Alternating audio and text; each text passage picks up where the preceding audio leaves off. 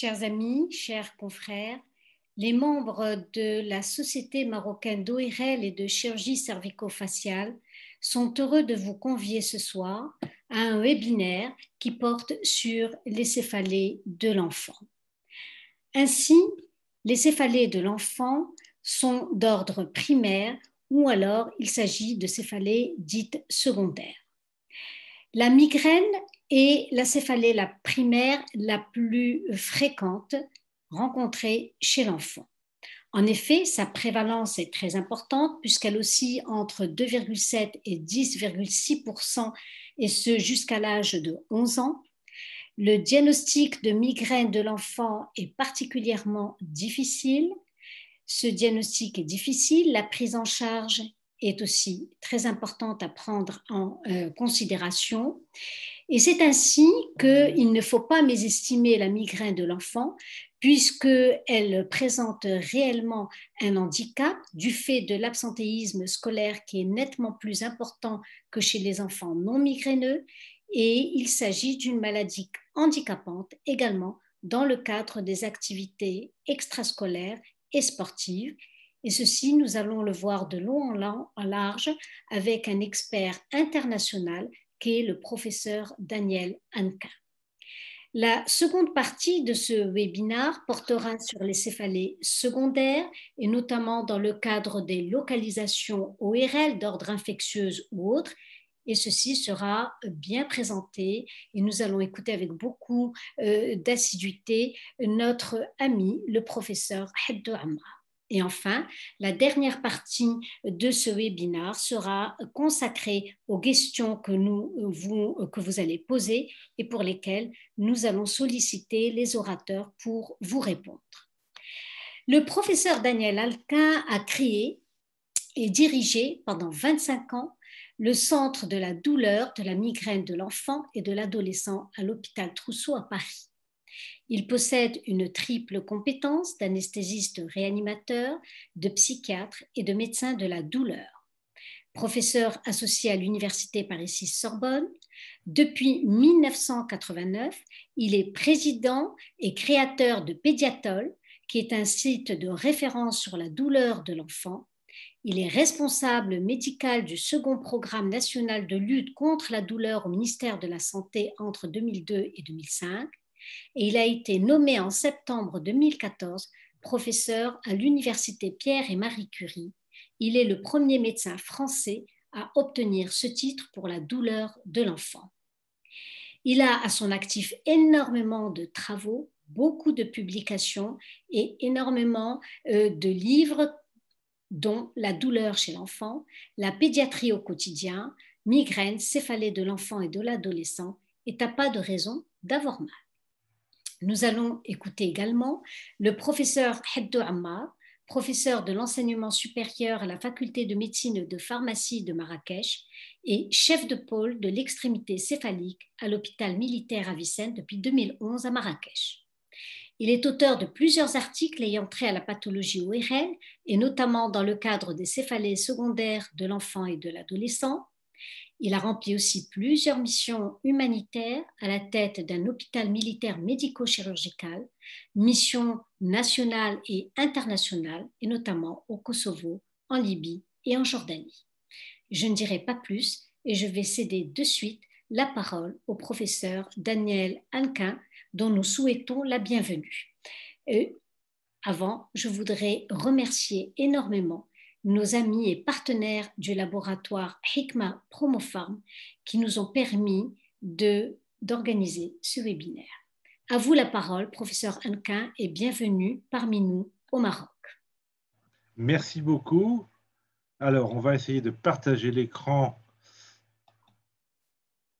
Alors, voilà. Est-ce que vous voyez quelque chose ou pas? Vous le voyez? Vous ne le voyez pas encore, mon écran. Alors, pourquoi vous ne le voyez pas? Est-ce que vous le voyez, mon écran? Oui, parfait. Bon. Donc, alors, encore une fois, un grand merci à la Société marocaine d'ORL de m'avoir invité et au professeur Leïla Isaac Ali. Et c'est toujours avec un grand plaisir, vous allez voir, que je parle de ce sujet qui me passionne. Alors, donc j'ai dirigé et créé ce centre de référence. Il n'y en a pas beaucoup, je crois c'est très rare des centres spécialisé sur la migraine de l'enfant. Donc, vous voyez, donc, juste en 2016, juste à ma retraite, où on avait vu 10 683 enfants, donc depuis mars 97. Et bien, donc, en général, on voyait peu de petits enfants, vous voyez, c'est moins de 6 ans, 11%, un tiers de plus de 12 ans, et donc le reste, donc, vous voyez, on a des enfants, une moyenne d'âge de 6 ans, non, de 10 ans plutôt, et ça va démarrer à 10 ans. Généralement, quand ils arrivent à l'école primaire, et on les voit arriver quand ils arrivent au collège, grosso modo. Ce sont des moyennes. Hein. Bon. Alors, donc, c'est un sens, vous voyez, il y a des médecins, trois médecins plein temps, et vous voyez que 70% l'activité migraine, il y a plus des médecins vacataires, il y a des psychologues, parce qu'on va voir que les émotions, le stress sont des éléments majeurs dans la prise en charge des enfants et adolescents migraineux.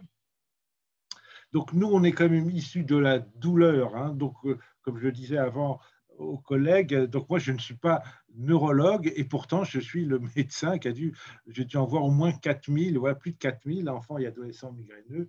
Et donc, pourquoi? Parce que j'ai un parcours d'abord d'anesthésiste, de médecin de la douleur et de psychiatre. Vous voyez, j'ai 3 casquettes. Et donc, on va voir que finalement, ces 3 casquettes se sont bien emboîtées pour la douleur et aussi pour la migraine. Donc, ça veut dire, si dans les structures douleur, en effet, donc on a ce modèle biopsychosocial, c'est-à-dire qu'on fait des consultations longues au départ, donc vous voyez 60 à 90 minutes, hein, parce qu'on passe du temps. Alors, le temps classique, le premier temps, c'est un temps médical classique avec l'anamnèse, les antécédents, les facteurs déclenchants, les différents bilans, l'examen clinique, voilà, la prise de tension. Voilà. Mais on va aussi passer beaucoup de temps à s'intéresser aux données psychosociales que je vous détaillerai.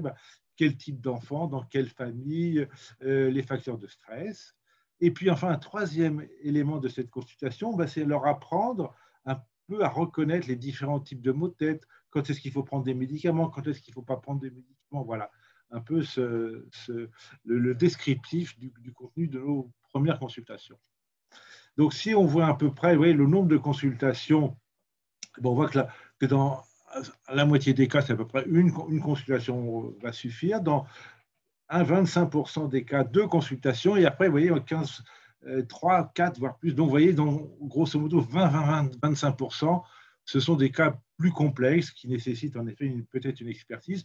Mais beaucoup des premiers cas, des 75%, quand on est médecin et qu'on connaît un peu, voyez, parce je vais vous donner quelques repères, on peut parfaitement gérer la majorité des enfants migraineux. Mais néanmoins, on va voir que en effet, il y en a 20-25% pour lesquels là, une expertise est nécessaire, supplémentaire. Alors, la question, en effet, est-ce que c'est une migraine? Et donc, il y a des critères internationaux de la migraine de l'enfant.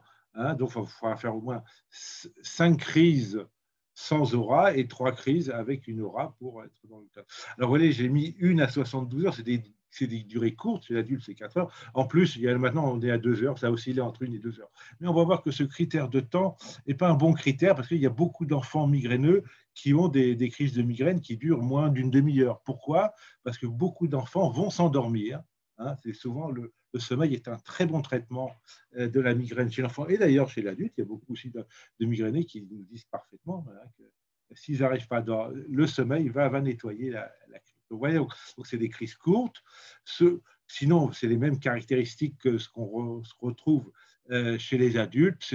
Alors, c'est pulsatile, mais chez l'enfant, c'est plus volontiers, en effet, plutôt frontal et bilatéral, contrairement à l'hémicranie classique de l'enfant, l'hémicranie classique des adultes.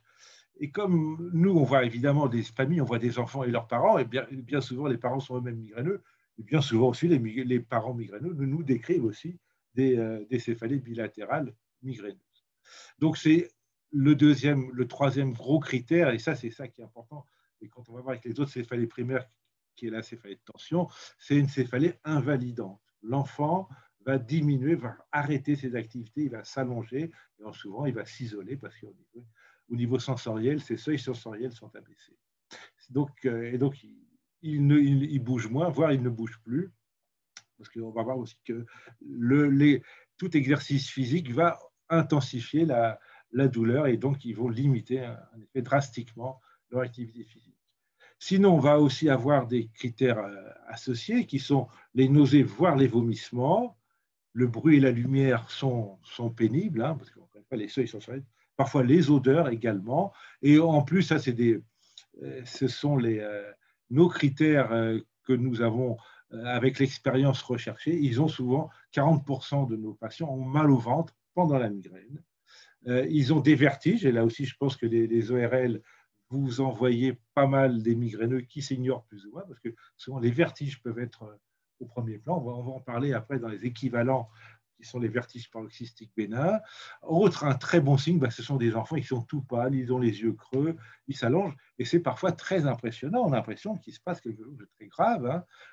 Et les parents nous décrivent des pâleurs vraiment cadavériques. Hein. Et ils s'endorment, ils se réveillent, ils sont en pleine forme. Vous voyez un peu. Et on va retrouver autre élément important, hein, des éléments familiaux qui, en effet, sont des éléments migraineux.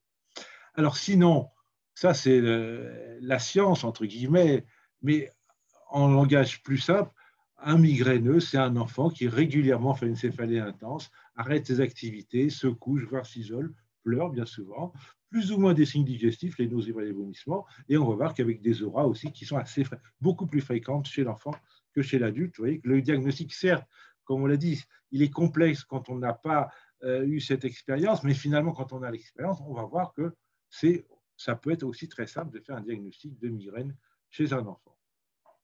Donc voilà, vous voyez la courbe, et ça c'est important de bien montrer, objectiver hein, la course migraineuse. Vous voyez, et souvent, les nausées, les vomissements, c'est l'acmé de la crise, et après ça va mieux. Il y a même des enfants qui essayent de se faire vomir pour accélérer la fin de la crise. Je ne sais pas si c'est vraiment, en tout cas, efficace. Enfin, en tout cas, ils le font. Donc, vous voyez, ça dure entre 1 heure, 2 heures, quelques heures. Voilà. Après, donc l'autre céphalée primaire, hein, qui est la céphalée de tension, et ben voilà, c'est tout à fait l'inverse de la migraine. C'est au moins 10 épisodes. C'est des épisodes courts, voire très longs. C'est là aussi bilatéral, une sensation de pression, mais c'est une céphalée modérée. L'enfant, l'adolescent continue à faire son activité. Il n'est pas au fond de son lit, à ne pas bouger, à s'isoler, etc. Et donc, les signes digestifs sont quasiment inexistants et la phonophotophobie aussi quasiment inexistante. Ouais, finalement, vous voyez, c'est tout à fait, comme je viens de vous le dire, l'antithèse de la migraine. Donc, vous voyez, on peut montrer que sur ce diagramme, sur cette courbe, plutôt, les caractéristiques. On va voir qu'en réalité, dans la vraie vie, il y a les deux. Les enfants vont à la fois avoir des épisodes de migraine et des épisodes de céphalée de tension. Et justement, tout l'art de l'interrogatoire, ça, je vous viens de montrer tout à l'heure, comment on arrive à dissocier à l'interrogatoire ces deux entités. Alors, en effet, la migraine, c'est une maladie fréquente. Et pourtant, vous voyez, quand je dis 5 à 10% de prévalence chez l'enfant, il y a quand même beaucoup de gens qui vont nous dire « Mais ce docteur Hanka, il raconte n'importe quoi. Un enfant sur 10 qui est migraineux, ça se saurait. » Eh bien, non. On va voir qu'en effet, c'est une réalité, mais souvent on ignore les enfants, enfin les parents, ou évidemment les enfants ignorent qu'ils sont migraineux. On va voir pourquoi. On va parler des migraineux qui s'ignorent.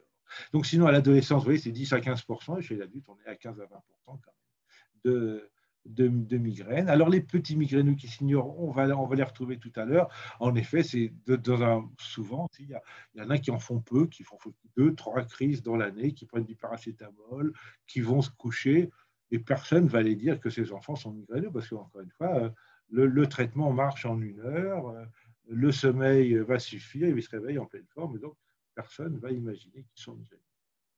Par contre, si on ne leur donne pas leur paracétamol, par contre, si on les empêche de dormir, là, la sémiologie va se développer, vous voyez, mais ça, vraiment, ça. Donc là, vous voyez, c'est un tableau qui n'est pas tellement lisible, mais je vous ai mis toutes les études de prévalence qui ont été faites chez les enfants. Vous voyez, on démarre en 92 et on va voir que nous, on est en 99. Vous voyez, donc nous, on a été comme si parmi les pionniers à faire ces enquêtes épidémiologiques chez les enfants. Et ben, on va retrouver toujours un peu les mêmes choses. Donc, on dit entre 5 et 10% d'enfants sont migraineux. Vous voyez, donc c'est assez démocratique. Enfin, quels que soient les pays, on va retrouver les mêmes chiffres. Donc, qu'est-ce qu'il faut savoir sur le pronostic de la migraine chez les enfants? Eh bien souvent, une majorité d'enfants, en vieillissant, améliorent, c'est-à-dire s'améliorent, c'est-à-dire qu'ils vont diminuer la fréquence des crises, voire même ils vont arrêter de faire des crises. Et ça, on va le voir, justement, ça va être un élément aussi sémiologique important. Quand on va chercher les antécédents familiaux, beaucoup de parents ont oublié qu'ils avaient été migraineux, ou alors on leur disait que c'était des crises de foie, que c'était des crises de sinusite. Vous voyez, il y a eu toute une série de choses comme ça. Et donc, en tout cas, c'est souvent d'un bon pronostic de démarrer sa carrière de migraineux dans l'enfance.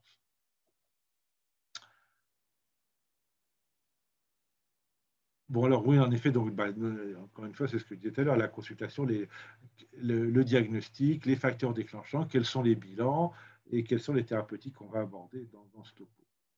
Alors là aussi, donc les migraineux qui s'ignorent, c'est vraiment un point important de mon topo. Comme je viens de vous le dire, il y a beaucoup de parents qui nous disent « Mais non, moi je ne suis pas migraineux. Oh, bon, oui, ça m'arrive de temps en temps, j'ai mal au crâne, je prends un Advil, je prends mon Doliprane, etc. » Mais en réalité, encore une fois, s'ils ont fait les 5 crises dont on parlait tout à l'heure, ils font partie du club des migraineux. Mais en effet, bah oui, si je n'ai pas mon médicament, si je prends pas, par contre, là, ça peut me faire mal, ça commence à taper, etc. Avec ce que je viens de vous dire, mais dans l'enfance, est-ce que vous avez eu des maux de tête? Oh, ben non, mais ah oui, mais j'avais des sinusites. Ah, ben oui, mais j'avais des gastro. Alors, souvent, le diagnostic de gastro, parce qu'ils vomissaient.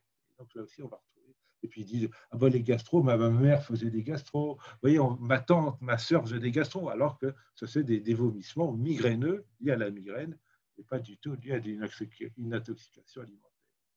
Il y a aussi toutes les mamans qui elles-mêmes ont des céphalées avec leur cycle, hein, la chute des oestrogènes. Et ben, c'est pas la cause, c'est le facteur déclenchant, c'est la chute des oestrogènes. Mais il faut être migraineux. Il y a beaucoup de femmes qui ont des règles avec la même chute des oestrogènes qui n'ont pas mal au crâne. Ce sont que les migraineuses qui ont mal au crâne avec cette chute hormonale.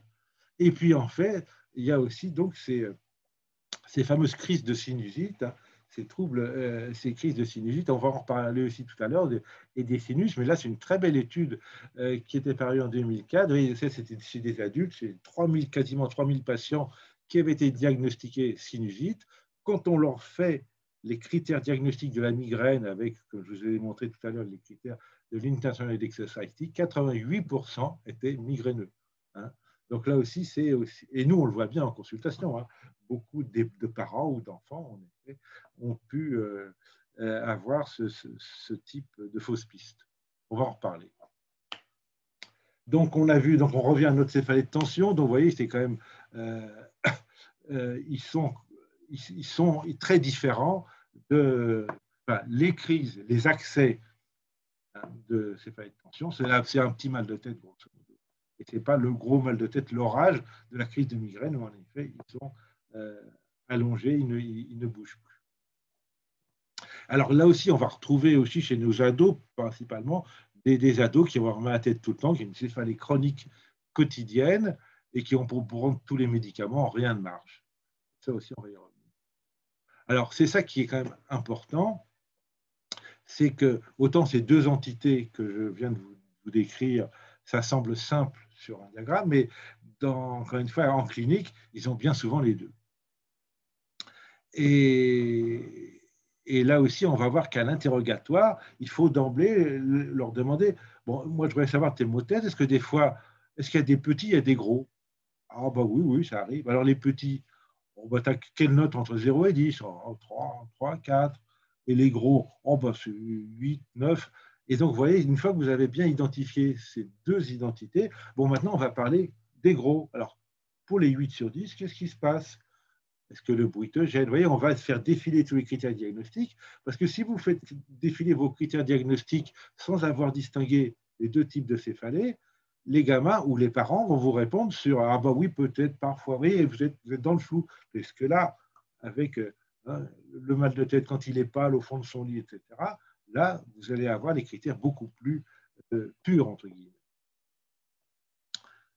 Et on va voir que c'est très important parce que les traitements médicamenteux de la crise de migraine, en plus qui sont efficaces, ça marche pour les crises de migraine, mais ça ne va pas marcher pour les céphalées de tension. Et donc là aussi, il y a tout un enjeu donc, thérapeutique et diagnostique. Donc vous voyez, donc là, quand on reprend un peu les diagrammes, la céphalée chronique, là, les céphalées de tension, voilà, on leur montre aux enfants, aux familles, à bien distinguer, à objectiver cette évolution des céphalées. Alors les auras. Donc vous voyez là, on avait repris entre avril 2006 et janvier 2007, on avait vu 612 nouveaux patients sur 9 mois. Eh bien, on voit qu'il y avait 245 migraines avec aura et 205 migraines sans aura. Alors, j'ai oublié de vous dire que chaque nouvelle consultation, vous voyez, on avait 4 pages de un questionnaire qu'on a fait nous-mêmes. Et vous voyez, on a tous les enfants avaient toujours les mêmes questions. Et donc, c'est pour ça qu'on peut faire ce type d'études prospectives. Eh bien, donc, on a une majorité de migraines avec aura chez les enfants. Alors, qu'est-ce qu'on retrouve comme aura? Évidemment, enfin, sur ces 245 migraines avec aura, 160, c'était des auras visuelles. On va les voir tout à l'heure. Des auras auditives, hein, des sifflements, voire même des hallucinations auditives. Ils ont des paresthésies hein, au niveau des extrémités, bien souvent. Ils peuvent avoir des troubles du langage, des troubles moteurs. Et pourquoi je ne vois pas le truc? Ah oui, parce que on va essayer, voilà. Et une aura olfactive. Alors, ce qui est aussi important à bien voir, c'est que si j'arrive à, voilà, ok, il y a une seule aura. Voilà, on revient en arrière. Voilà, oui, donc une seule aura, mais souvent les enfants ont deux types d'aura, voire des 3 auras. Et ce qui est important aussi à bien comprendre, que classiquement l'aura précède la crise, hein, mais là, dans la majorité des cas, dans 52% des cas, l'aura était concomitante de la céphalée. Ça, c'est aussi quelque chose d'important à avoir en tête. Alors, mais qu'est-ce qu'ils voient les gamins quand ils voient des taches qui brillent, ils voient des taches colorées, ils voient déformées, ils voient avoir une diplopie, une vision floue, ils peuvent avoir un scotome, une hémianopsie, voilà, une vision tubulaire, ça c'est le syndrome d'Alice au pays des merveilles, des métamorphopsies, vous voyez, ils voient des choses, des objets qui se déforment, ou les visages, parce que décrit Alice au pays des merveilles, puisque Lewis Carroll était un grand migraineux. Donc, vous voyez, on les fait dessiner, hein, ils dessinent très bien leurs auras, voilà. Alors, sinon, on a des formes un peu plus compliquées, alors qui peuvent aussi induire des errances diagnostiques parce qu'ils vont avoir des troubles moteurs, hein, avec diminution de la force musculaire, voire même avec des hémiplégies, hein, des formes hémiplégiques, on va les retrouver dans la génétique, des troubles du langage, hein, ils ne trouvent pas leurs mots, ils n'arrivent pas ils déforment les mots, ils ont des problèmes d'articulation. Qu'est-ce qu'il y a d'autre encore?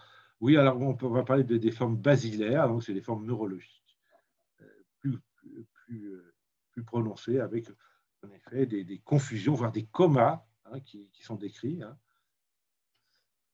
Donc là, ce que je vous disais, alors ça, on ne l'a pas encore publié, mais parce que, vous voyez, pourtant, c'est assez original. Il y avait 1 ou 2 papiers là-dessus.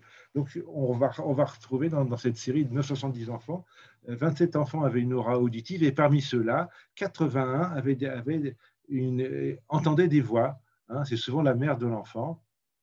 Vous voyez, un enfant qui entend des voix, alors souvent, ils ne s'en rendent pas trop, mais ce ne sont pas des enfants psychotiques.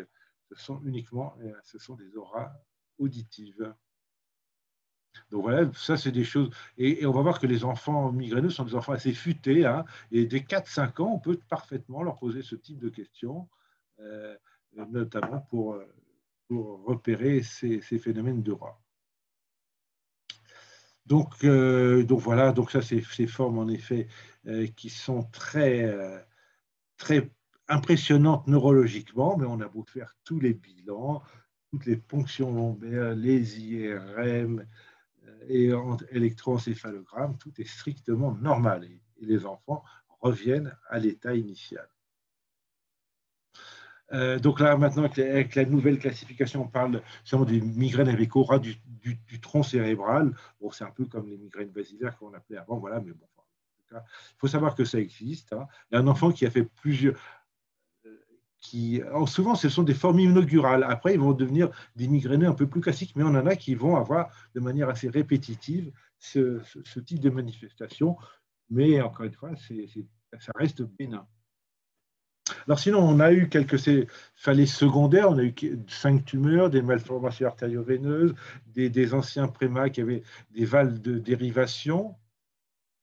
Il y a eu des épisodes d'hypotension du LCR, des hypertensions intracrâniennes bénignes, des traumas crâniens qui se prolongent un peu, certaines infections virales, mononucléose infectieuse, et puis des hypertensions. Vous voyez, c'est vraiment mineur. Alors, ce qui est aussi intéressant, c'est d'aborder les équivalents, les syndromes périodiques de l'enfance, qui sont voire souvent des précurseurs de la migraine avec céphalée. Alors les crises de vertige, ça, c'est les ERL qui les voient. Hein.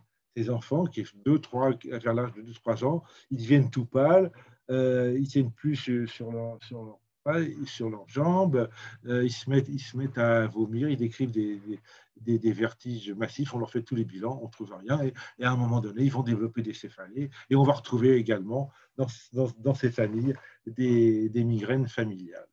Là aussi un grand classique, ce sont les migraines abdominales, c'est-à-dire que, disons, au moins disons, 40-50% de tous les enfants qu'on voit, très souvent, les parents nous disaient, maintenant c'est la tête, avant c'était le ventre. C'est-à-dire que ces gamins-là, régulièrement, ils avaient des douleurs abdominales, parfois assez invalidantes, ils n'allaient pas à l'école, mais avec une sémiologie proche de la migraine, ils étaient tout pâles, ils s'allongeaient, et une perte d'appétit, parfois des vomissements.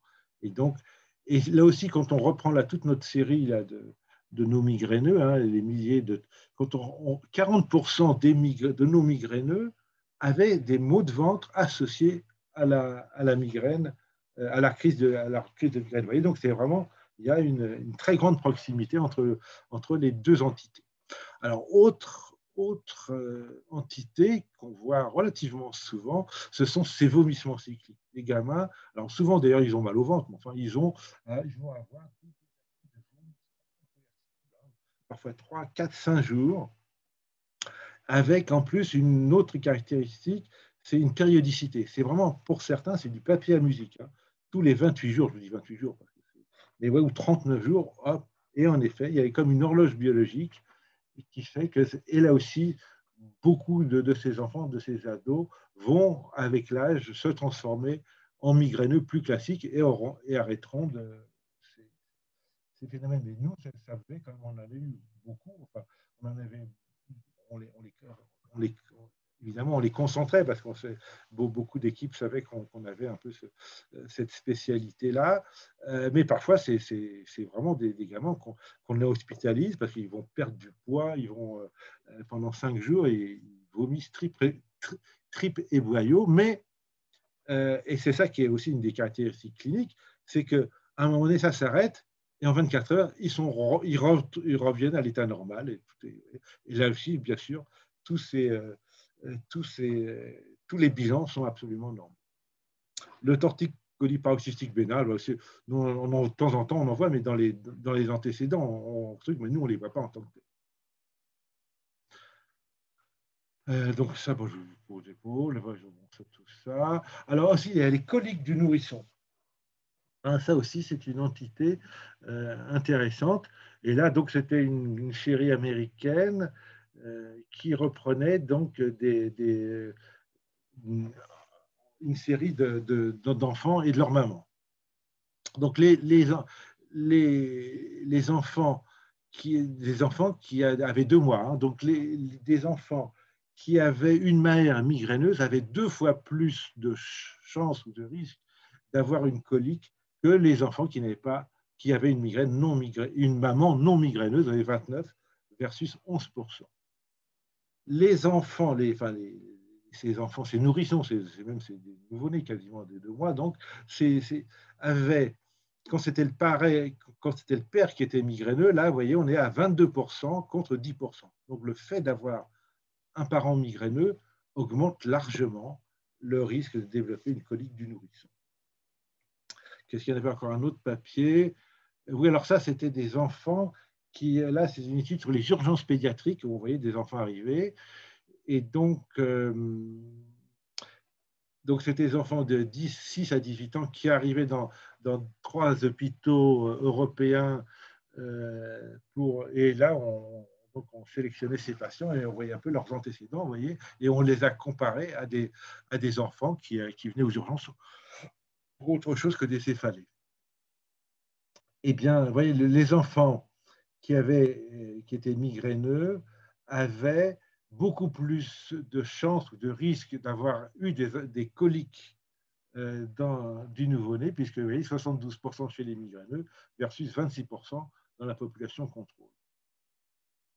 Par contre, on ne retrouvait pas la même association significative chez des enfants qui avaient une céphalie de pension. Donc voilà, encore une fois, un lien. Donc pour nous résumer, enfin, le diagnostic de migraine, c'est un diagnostic clinique. Hein.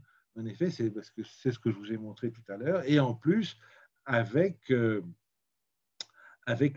fait qu'on va retrouver des parents migraineux. Vous voyez, avec notre interrogatoire, il y a peut-être 2, 4, 5, moins de 5% des enfants, on ne va pas retrouver des migraineux dans la famille. Mais dans au moins 15-20% des cas, les parents vont découvrir qu'ils ont été ou qu'ils sont migraineux.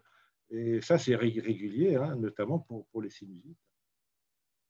Alors sinon, c'est un diagnostic clinique et il faut s'adresser à l'enfant, il faut lui poser les questions, car souvent, bon, bien sûr, les parents connaissent leur enfant, mais souvent, pour les auras, ils découvrent, dans la majorité des cas, les parents découvrent que leur enfant avait des paresthésies, qu'ils voyaient des choses bizarres, qu'ils entendaient des choses bizarres, et les enfants peuvent, encore une fois, parfaitement vous dessiner leurs auras visuelles. Et évidemment, l'examen neurologique est tout à fait normal.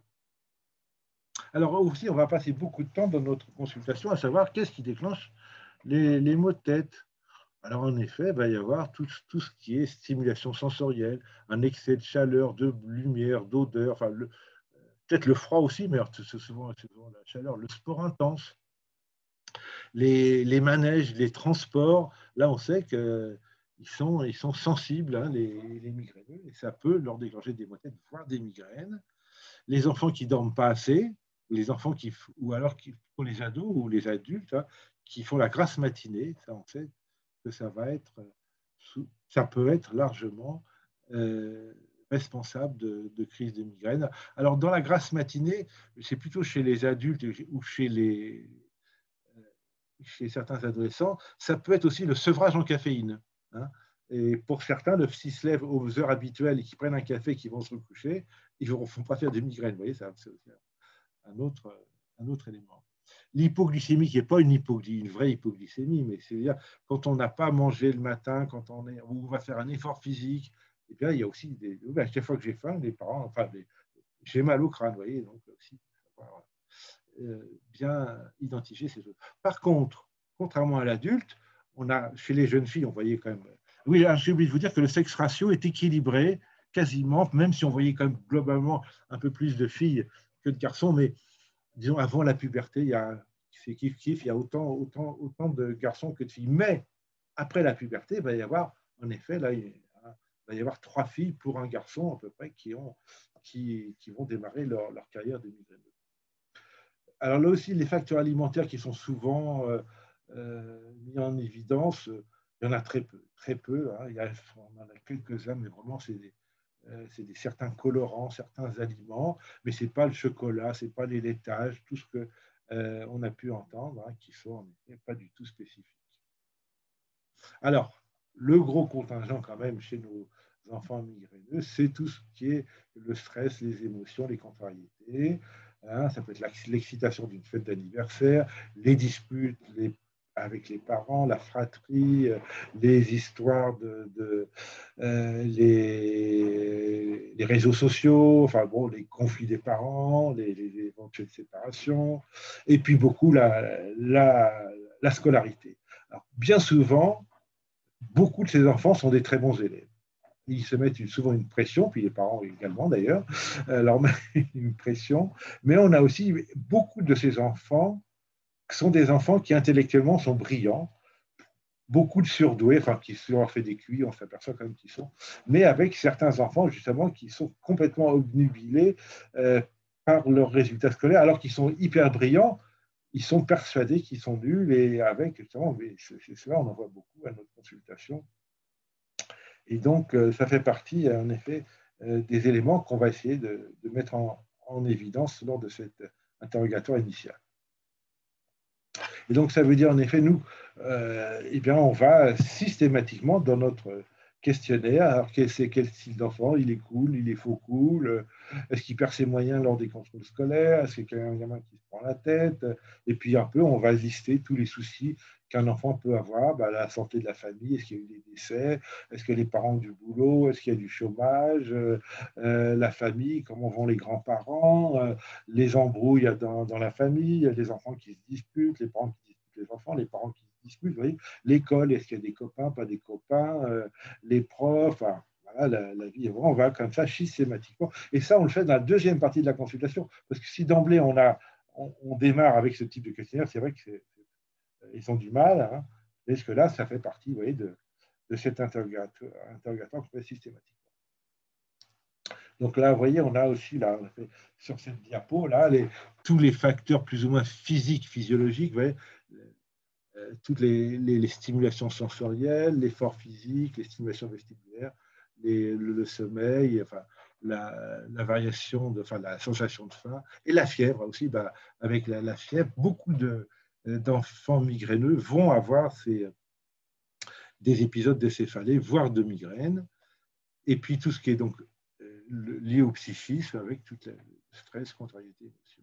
Et finalement, on va voir aussi que tout ça, c'est des grandes variations. Hein,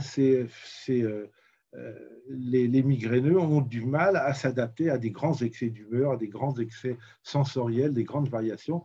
Et donc, ils sont plus tranquilles quand il y a justement quand l'environnement est stable.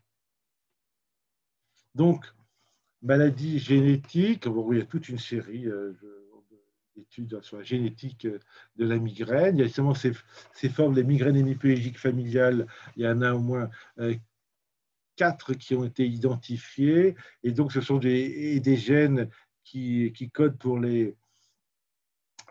l'homéostasie ionique, hein, c'est les canaux calciques, sodiques, potassiques. Hein, et par contre, dans 50% des familles, dans des migraines, dans les 50% des enfants issus de familles avec une maladie hémiplégique, on va pas retrouver de mutation.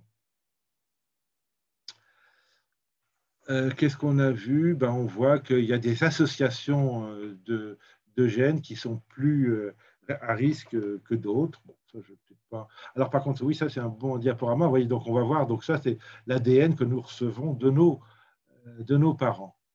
Hein, et ben, vous voyez, donc, le gène A, le gène B, OK, ça va, B, C, ça va. Mais là, ça commence un peu à se gâter. Vous voyez, on va avoir hop, hop, hop. Et justement, le seuil migraineux va baisser. Et donc, on va plus facilement faire des crises avec les facteurs déclenchants parce qu'on est stressé, parce qu'il y a la chute des hormones, parce qu'on n'a pas assez dormi, parce qu'on a très faim. Voilà. Et inversement, quand on va apprendre aux migraineux un peu leurs facteurs déclenchants, à être moins stressés, à éviter les grandes variations que les mamans puissent prendre au niveau hormonal, puissent limiter les grandes variations hormonales de leur cycle, et ben, vous voyez, on va faire en sorte qu'on va diminuer la fréquence de crise. Alors en effet, donc il y a, oui, ce qu'on a fait, enfin, il y a quand même une hyperexcitabilité neuronale, hein, c'est ça les canaux ioniques dont je vous parlais tout à l'heure, c'est quand même ça qui est quand même un des éléments essentiels dans la genèse de la crise migraineuse. Et c'est vrai que par rapport aux crises d'épilepsie, il y a quand même une grande porosité, même si cliniquement, dans la majorité des cas, on les distingue. Néanmoins, on va voir que même d'ailleurs dans les traitements de fond, beaucoup de traitements de fond de la migraine sont des antiépileptiques.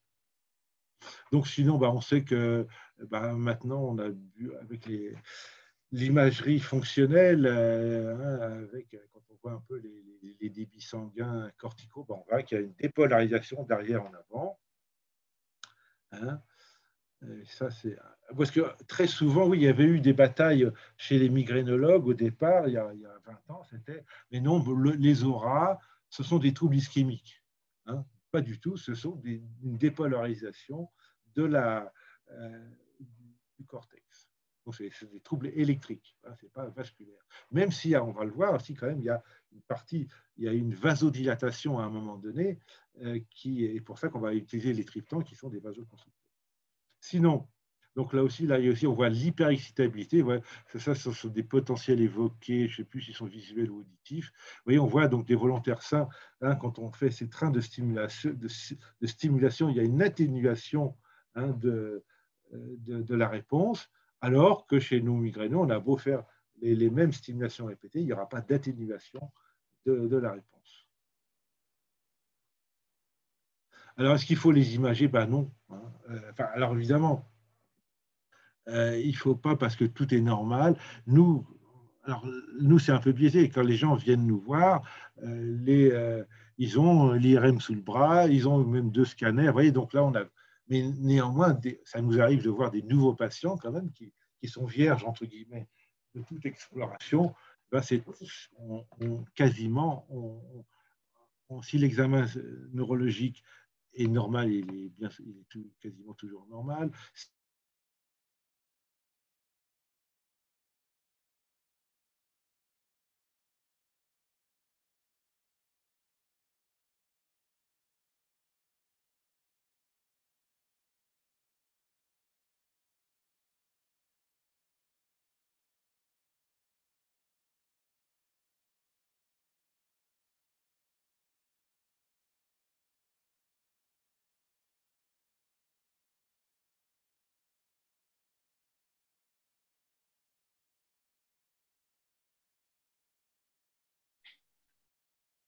Je pense qu'il y a un problème de connexion.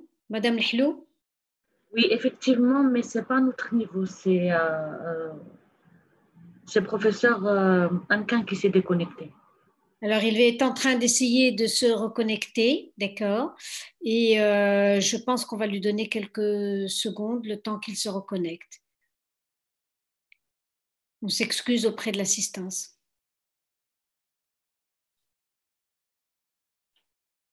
Professeur Anquin, voilà. Ah, qu'est-ce qui s'est passé? Vous vous êtes déconnecté? C'est moi? Pourtant, Oui. Oh là là, alors. Alors, attendez, je partageais l'écran. Alors, il faut que je retrouve.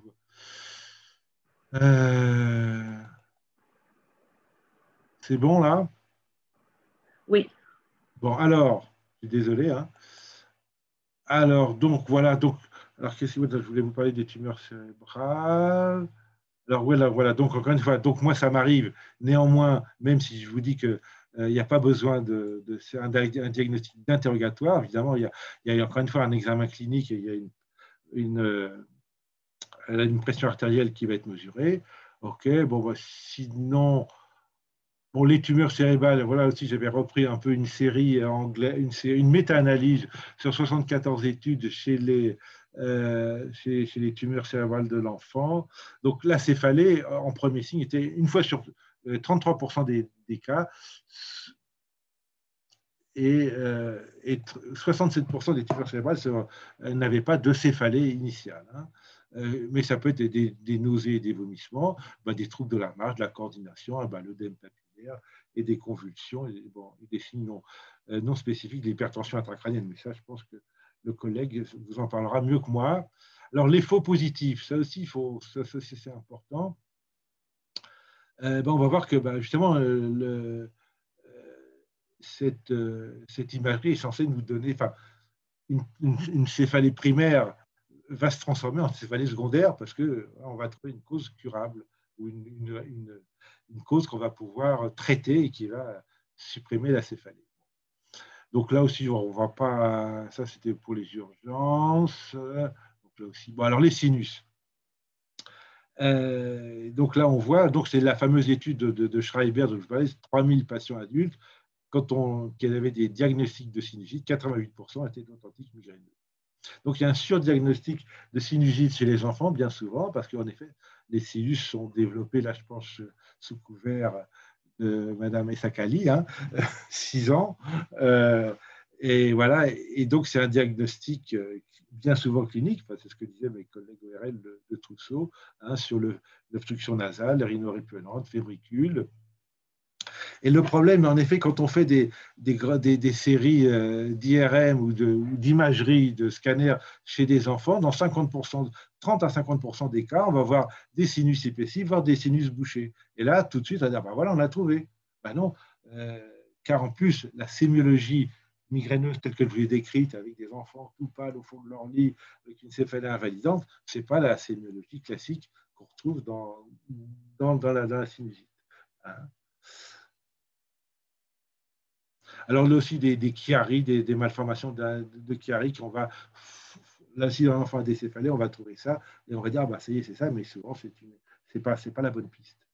Les kystes arachnoïdiens, bah, voilà, qui sont en effet bénins, mais là aussi, pour peu qu'on trouve ça, oh là là, et là, on a vu de nombreux cas où les gens se sont acharnés à vouloir faire rentrer ce kyste arachnoïdien dans les céphalées. Le problème aussi, le risque de l'imagerie, l'irradiation n'est pas nulle, surtout évidemment avec les scanners, il ne faut pas l'oublier. Bon, voilà aussi, ça je saute. Alors, les indications de l'imagerie, oui, anomalie d'un examen neurologique, trouble de l'équilibre, ça, c'est des choses que vous savez, l'hypertension intracrânienne, une baisse rapide d'acuité visuelle. Et là aussi, tout à l'heure, les fameuses crises basilaires, les migraines du tronc cérébral, personne ne vous en voudra de les imager, parce que c'est vrai qu'en crise inaugurale, c'est difficile il faut évidemment éliminer quelque chose de plus sérieux. Bon, là aussi, il faut quand même avoir en tête que voire même plus, moi je dirais 97%, 90% des céphalées, c'est des céphalées primaires. Alors, les céphalées primaires, il y a la crise de migraine, l'algie vasculaire de la face, cluster headache, n'existe quasiment pas. Il y a quelques ados, mais vraiment, c'est très, très, très anecdotique. Donc, oui, aussi les yeux. Là. Bien souvent, avant de consulter pour la migraine, on va consulter l'ophtalmo. Alors, c'est sûr que les yeux sont souvent en première ligne. Parce que déjà, pendant la crise de migraine, ils clignent des yeux parce qu'ils ont la photophobie. 40% des enfants voient des trucs bizarres. Là aussi, ça peut être une fausse piste. Et puis, il y a aussi beaucoup d'enfants qui ont des localisations périorbitaires, voire frontales. Et voilà, donc on va leur faire des examens et on va penser que c'est les yeux, on va remettre des lunettes qui bien souvent ne leur servent pas à grand-chose. Voilà. Alors aussi, il y a aussi le fait que les céphalées sont au second plan, c'est les fameuses migraines abdominales, les vertiges paroxystiques. Il y a aussi parfois des pertes de connaissance qui sont associées à des migraines très, très sévères, très intenses. Et puis, il y a le problème aussi de cette fièvre qui va... Alors, la fièvre peut, en effet, comme je vous l'ai dit, déclencher des céphalées, voire des migraines chez une population de migraineux, mais on a aussi des formes de migraines, des formes neurologiques où il y a une fièvre qui n'est pas infectieuse, qui est une fièvre centrale. Alors là aussi, beaucoup de ces gamins vont avoir des PL parce qu'on va penser que c'est une méningite. Mais une fois qu'on a compris qu'il n'y a pas besoin surtout de faire des PL, parce que bien souvent, ils ont des syndromes post-PL. Donc, il faut savoir que dans la migraine, on peut avoir des fièvres d'origine centrale non infectieuses. Bon, les formes neurologiques, on en a parlé. Alors, le traitement, c'est en effet, rapidement, on leur donne de l'ibuprofène. Alors, le paracétamol, nous, on a tendance, évidemment, les enfants qui viennent consulter dans un centre de référence, c'est qu'on n'a pas attendu les experts pour donner du paracétamol à des enfants qui ont mal au crâne. Et bien souvent, ça marche. Mais ceux qu'on voit arriver, nous, on a un biais, évidemment, de de tri, c'est-à-dire qu'on va voir ceux qui... Et c'est quand même l'ibuprofène qui est le bon, la meilleure molécule, les anti-inflammatoires non stéroïdiens. Alors, je ne sais pas si c'est la même chose au Maroc qu'en France, mais il y a une ibuprofénophobie spécifiquement française. Hein. On accuse l'ibuprofène, notamment avec le Covid, il y a eu tout un truc en France, avec même Véran, le ministre, qui a dit qu'il ne fallait pas. Alors que partout ailleurs, il y a même l'Agence européenne du médicament a contredit ces fausses affirmations. Et voilà, donc c'est le médicament de référence et il n'y a pas à en avoir peur parce qu'il y a une... Alors qu'à l'inverse, aux États-Unis, eux, ils ont peur du paracétamol. L'Advil, ça coule à flot, mais vous voyez, pour vous montrer un peu la relativité de ces assertions et de ces certitudes. Donc voilà, en tout cas, et ça, c'est vraiment, ça marche bien, ça marche en 20-30 minutes. Si ça ne marche pas, alors s'ils vomissent, le problème, bah, c'est là, on va leur donner un INS. Alors, ça va dépendre des pays, mais il y avait du Voltaren, il y avait, donc on avait maintenant, il y a plus, les dosages pédiatriques ont disparu. Alors aussi, ce que j'ai envie de vous dire, on ne donne jamais d'antiémétique, hein, de primpéran à un enfant migraineux. Pourquoi? Parce qu'on sait, quand on casse la crise avec un INS ou du paracétamol, tout s'arrête. Et donc, et ça, c'est important. Par contre, on va leur donner des enfants. Il y a certains enfants, quand même, comme pour les adultes, hein, où l'ibuprofène, il y a aussi le kétoprofène hein, qu'on va utiliser. Hein. Souvent, quand l'ibuprofène ne marche pas, on va passer au kétoprofène. Après, c'est au naproxène. C'est de la cuisine. Il faut savoir que c'est quand même.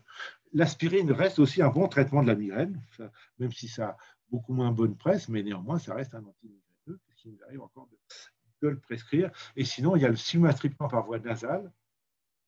Alors, techniquement, c'est 12 ans. Nous, à partir de 10 ans, 30 kilos, moi, je le prescris sans aucun problème. Donc, il y a un médicament, un agoniste de la sérotonine qui est un vasoconstricteur. On ne donne pas de tramadol, on ne donne pas de codéine et à fortiori de morphine, même si ce sont des douleurs sévères, parce que d'abord, ça ne marche pas bien, voire ça augmente les nausées, et en plus avec un risque de dépendance. Donc ça, je dis. Alors, vous envoyez votre gamin, ah ben ça ne marche pas. Alors pourquoi ça ne marche pas? Alors parce que souvent, il y avoir, en France, en tout cas, je ne sais pas si c'est le cas. Ah ben oui, le pharmacien, notre médecin, nous a dit, oh là là, l'ibuprofène, c'est dangereux, il ne faut pas en donner aux enfants, voilà. Et donc, vous voyez, alors aussi, on va, au lieu de donner, c'est 10 mg kilo, un enfant de 40 kg, c'est 400 mg. Alors, vous voyez, ah ben non, on n'a pas voulu, on a donné 200 mg. Vous voyez. Ah ben on a arrêté l'ibuprofène, pourquoi? Parce qu'il avait mal au ventre. Alors, c'est vrai que les anti-inflammatoires peuvent faire mal au ventre. Mais, comme je vous l'ai dit également, la crise de migraine s'accompagne souvent de douleurs abdominales. Et puis, ce n'est pas parce qu'on va prendre une fois par semaine ou une fois tous les 15 jours une prise d'ibuprofène, vous voyez qu'on peut faire un lien de causalité entre les deux. Ah, il a fait une allergie. Alors, c'est quoi une allergie? Ah oui, il s'est mis à vomir. Voilà, encore une fois, le vomissement, ce n'est pas un vomissement lié à l'intolérance de l'ibuprofène, c'est un vomissement de la migraine. Et puis aussi, ça ne marche pas parce que l'enfant fait des céphalées de tension, une céphalée chronique quotidienne, et là, vous aurez beau donner tous les traitements de crise, ça ne marche pas. Et puis, il va y avoir souvent chez les ados des ados qui vont mal, qui dépriment. Au niveau scolaire, les choses ne vont pas bien du tout. Dans la famille, ça ne va pas bien. Et là, vous aurez beau donner tous les traitements de crise, même si c'est d'authentiques migraines, c'est ça qu'il faut savoir. Ces enfants-là, l'urgence est sortir de leur marasme psychologique. Et une fois qu'ils vont bien, et ben là, même les médicaments les plus simples se remettent à marcher du type paracétamol. Donc, les traitements de fond, comment diminuer la fréquence des crises? Et bien d'abord, avec l'interrogatoire dont je vous ai parlé tout à l'heure, vous allez parfois identifier le fait que le gamin il se fait harceler à l'école, parfois il y a des embrouilles dans la famille, voilà, et déjà, on peut largement, il se fait maltraiter par l'entraîneur de foot, il se fait moquer par les gamins, il se fait harceler, voilà, c'est ça aussi que, là déjà, si on arrive déjà à identifier et à mettre en place des moyens de prévention, vous allez largement diminuer la fréquence des crises. Mais c'est aussi, encore une fois, toute la pression scolaire qui là aussi va permettre, si on arrive à gérer ça, Sinon, les médicaments, il y en a très peu qui marchent. Hein. Autant chez l'adulte, les traitements de fond, nous, ça nous arrive un peu d'utiliser quand même du Laroxyl à petite dose, on va y revenir. Et ce qui marche bien, c'est apprendre les méthodes de relaxation. Ben là, il y a la méditation pleine conscience. Toutes ces choses-là leur font beaucoup de bien, apprendre un peu à identifier leur stress et à le gérer. Et parfois, on va hospitaliser dans des centres médicalisés ces enfants, notamment les ados, parce qu'ils sont déscolarisés, ils n'arrivent pas, et souvent, quand on les sort un peu du cadre familial, ça va aller mieux. Alors là aussi, c'était une étude qu'on avait faite sur justement les bénéfices de la méthode de relaxation. Vous voyez, donc 41 enfants, 6 à 15 ans, qui avaient tous un diagnostic de migraine selon les critères IHS. Ils avaient tous le même traitement de crise, l'ibuprofène, et on a tiré au sort 3 groupes. Soit le groupe contrôle, ils n'avaient rien, ils n'avaient pas de traitement de fond, soit on leur apprenait la relaxation, donc 12 sessions sur 3 mois, donc une fois par semaine sur 3 mois, on leur apprenait les méthodes de réaction, soit on leur apprenait l'auto-hypnose, donc sur 3 mois, et ça a duré 6 mois, et chaque fois on notait donc le nombre de crises et leur intensité. Eh bien, on voit, vous voyez qu'on démarre, ils ont tous à peu près 5 crises par mois, hein, avec des douleurs entre 7, 8 sur 10, classique. Au bout de 3 mois, le groupe contrôle va quand même diminuer, vous voyez, il va diminuer de 5,3 à 3,8 crises par mois. Et par contre, ceux qui ont après l'hypnose à la relaxation, vous voyez, ils ont diminué de 50% le nombre de crises, hein, avec aussi la douleur qui diminue. Et l'autre critère qui était très important, c'est qu'on veut savoir, vous voyez, la rapidité du traitement médicamenteux. Dire si le patient a diminué de 50% l'intensité de la douleur, il démarre à 8 sur 10 sa crise, si au bout d'une heure, il est à 4 sur 10, voire moins, eh ben, l'effet est positif. Donc 30% du groupe contrôle avait cet effet rapide, quasiment 70% du groupe relaxation ou hypnose avait cet effet. Il y a une synergie entre ces méthodes psychocorporelles et le traitement médicamenteux. Et vous voyez, à 6 mois, donc là, pendant 3 mois, ils avaient appris la méthode, ils étaient censés l'utiliser, ben, on voit que, vous voyez, on est encore, on diminue, là, on est à 1,2 crises par mois dans le groupe hypnose, 2,1 crises par mois en groupe relaxation, alors qu'on passait à 5 crises. Et là aussi, on a cette intensification de la rapidité de l'effet. Vous voyez, quand on voit ça, et nous, il y a bien d'autres études qui l'ont montré, que quand on joue sur cette composante de stress et d'anxiété, ben, on va largement leur rendre service. Il y avait un papier, oui, il y a 4 ans maintenant, de New England Journal of Medicine. Là, ils avaient, alors, j'ai dit, là, aux États-Unis, enfin, beaucoup chez l'adulte, on va utiliser, les Américains, beaucoup de dépakine. Sinon, il y a le topiramate, hein, qui est là, qui a été utilisé chez des enfants, hein, soit 1 mg kilo de laroxyl, d'amitriptyline. Nous, on l'utilise des doses 2 fois, 3 fois plus faibles. Et donc là, ils ont comparé contre placebo. Et ben, on voit quand même que, vous voyez que le placebo, ça marche aussi bien que le topiramate et le laroxyl. Hein, et c'est ça qui est intéressant. Mais encore une fois, le reproche qu'on peut faire à cette étude, c'est qu'ils ont traité que des crises. Ils n'ont pas, encore une fois, tel que je vous l'ai décrit, il y a toute une série d'enfants qui sont dans des situations familiales difficiles, de complexes. Et si vous gommez ça, ben, vous n'avez pas fait. Ce n'est pas les médicaments qui vont faire que les parents vont moins se disputer ou que voilà. Vous voyez un peu le biais, à mon avis, des résultats de cette étude. Donc, ça n'empêche qu'on utilise, même si ça montre que le laroxyl n'est pas plus efficace que le placebo, néanmoins, dans la pratique, ça nous arrive quand même d'utiliser le laroxyl à des doses un tiers inférieures à celles-là. Enfin, les dernières nouvelles, les dernières nouveautés, c'est les biothérapies. Hein, ça, c'est chez l'adulte, mais ça va se faire chez les enfants et les adolescents. Donc, c'est la CGRP, calcitonin chain related peptide, avec donc ces anticorps qui ciblent ça. Et en effet, il y a des résultats prometteurs, très prometteurs. Alors, c'est injectable et c'est toutes les 3-4 semaines. Bon, ben voilà, en tout cas, c'est des choses qui vont arriver sur le marché, mais il y a des grandes discussions sur le prix, parce que ça vaut très cher. Voilà. Donc, pour résumer, la migraine, ben, elle est fréquente chez l'enfant, c'est essentiellement un diagnostic interrogatoire. Il faut bien, en effet, faire cet inventaire des facteurs déclenchants, notamment émotionnels. les troubles, en tout cas en France, alors je ne sais pas si c'est au masque, mais enfin, bien souvent, on va mettre sur le dos des yeux, ce qui n'est pas le cas. L'ibuprofène, c'est le traitement de référence à 10 mg kilo, et on n'utilise pas de morphinique. Alors sinon, il y a un site sur la douleur de l'enfant avec la session sparadrap. On a fait tout un livret que vous pouvez d'ailleurs charger sur le site, hein, qui explique bien avec les enfants et pour les parents ce que c'est que la migraine, parce que je vais vous raconter grosso modo. Il y a le livre là qu'on a fait en 2014 sur toute l'équipe là, avec Barbara Tournière qui m'a succédé et Rémi Amourou qui est psychologue. On a fait donc ce traité sur la migraine de l'enfant et de l'adolescent. Et puis voilà ce que je voulais vous dire aujourd'hui. Merci beaucoup, professeur Hannequin, pour cet exposé exhaustif. Vous nous avez Ah, beaucoup. je n'ai pas tout raconté. Hein. Bien, on vous écoutera encore une autre fois et plusieurs autres fois. Et sans plus tarder, je vais donner la parole à notre ami professeur Amar. Puis ensuite, on répondra à la session questions-réponses. À toi, cher ami.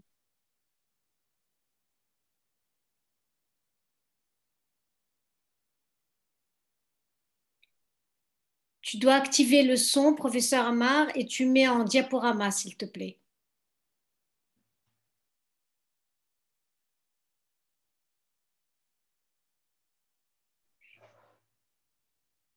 Tu actives le son, professeur Amar. Tu actives le son, s'il te plaît.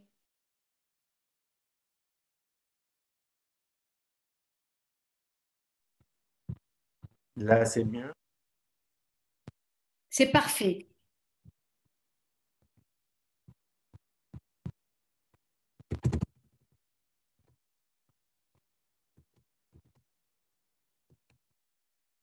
Peut-être que j'ai perdu la première page. Merci, Madame Sreli, de m'avoir. Vous m'entendez là? C'est parfait. Et merci, Madame Sreli, de m'avoir associé à ce webinaire concernant les céphalées de l'enfant, aspects cliniques et étiologies et céphalées secondaires vues par un ORL. C'est un symptôme qui suscite la collaboration de plusieurs spécialistes, notamment le médecin scolaire, le pédiatre, l'ORL, l'ophtalmo, le psychologue, le psychiatre, le neurologue et le neurochirurgien.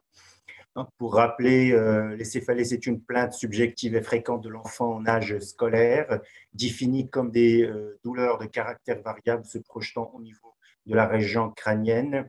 Elle est souvent brève, intermittente et bénigne, mais il y a des céphalées inhabituelles qui constituent un signe d'alarme et pour lesquelles on a besoin d'arguments, de signes cliniques, tous les signes cliniques, les signes associés, d'une part pour trouver le diagnostic et d'autre part pour rassurer l'enfant et les parents. Mais il y a aussi cette recherche d'étiologie est aidée parfois par une classification de l'International Classification of Headache Disorders, troisième édition en 2018, parfois qui fait sortir des signes en rapport avec la gravité qui nécessitent une prise en charge urgente et commencer un bilan paraclinique qui est bien orienté selon les signes et bien sûr une imagerie nécessaire et bien justifiée. Les causes de ces céphalées secondaires sont fréquentes et sont de gravité variable.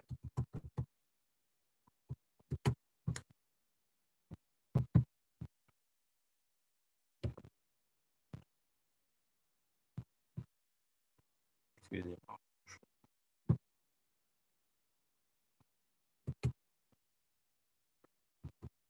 Voilà, cette classification, on va classer ces céphalées de l'enfant en trois tiroirs.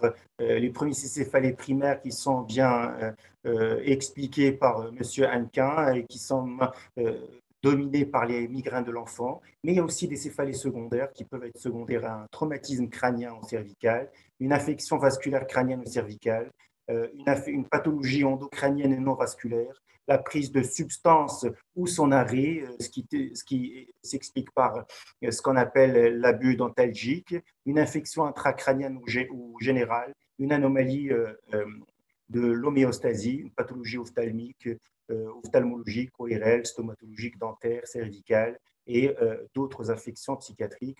Et puis, le troisième tiroir, c'est celui des neuropathies crâniennes douloureuses, des lésions douloureuses des nerfs crâniens et autres algies faciales. Donc, la démarche diagnostique devant ces céphalées de l'enfant passe d'abord par l'identification de ces céphalées, qui est parfois difficile chez une tranche d'âge de nourrisson ou de petit enfant, qui est le plus souvent atypique, sous forme d'accès d'agitation, tête roulée dans tous les sens, avec crise strident, hostilité, mobilisation algique de la tête et au contraire attitude prostrée et antalgique ou de léthargie. Chez l'enfant plus âgé, la plainte douloureuse est centrée sur la région crânienne. Il est d'autant plus expliqué que la richesse du vocabulaire de l'enfant est riche et élaborée. Et pour cela, il faut préciser les données sémiologiques en tant que clinicien. Et on commence toujours par un interrogatoire bien mené, structuré, soigneux, à la recherche d'antécédents familiaux, d'antécédents personnels, de caractéristiques de ces céphalées et la survenue de ces céphalées dans son contexte et les signes associés. Pour ces antécédents familiaux, notez la présence de migraines dans la famille, de tumeurs vasculaires et dans les antécédents personnels, le sexe, l'âge du patient, la croissance staturopondérale, la qualité du sommeil, le décrochage scolaire, les activités extrascolaires et puis les signes qui vont orienter vers un organe, signes ophtalmologiques, ORL, maxillofacial ou neurologique. Et puis, ces caractéristiques de céphalée qu'il faut noter, qu'il faut préciser, qui peuvent nous orienter et faire parfois une discrimination diagnostique, faire la part des choses entre 2 ou 3 diagnostics, notamment le mot de début qui peut être brutal, progressif avec aura ou sans aura, la localisation, un caractère unilatéral, bilatéral de la céphalée en orientant vers la topographie crânienne et parfois ces irradiations, l'horaire, soit la survenue de ces céphalées le soir, la nuit, le petit matin au réveil, l'absence d'horaire particulier. La durée qui peut durer de quelques minutes à quelques heures, voire quelques jours, et puis le type de céphalée, striction, pulsatilité, brûlure, et puis l'intensité de cette douleur avec un caractère lancinant, paroxystique, insomniant, majoré par la lumière, le bruit ou autres facteurs déclenchants.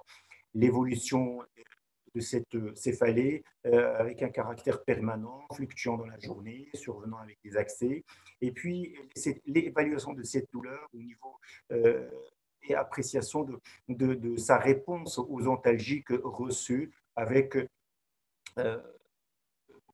vraiment voir dans ses antécédents la quantité d'antalgiques et le dosage pris de ces antalgiques. Le contexte de survenue, soit c'est des douleurs qui surviennent dans un contexte infectieux, un contexte d'intoxication, quand il y a un contagion infectieux ou il y a une intoxication, le plus souvent dans notre contexte, une intoxication au monoxyde de carbone et qu'on retrouve dans le contexte familial.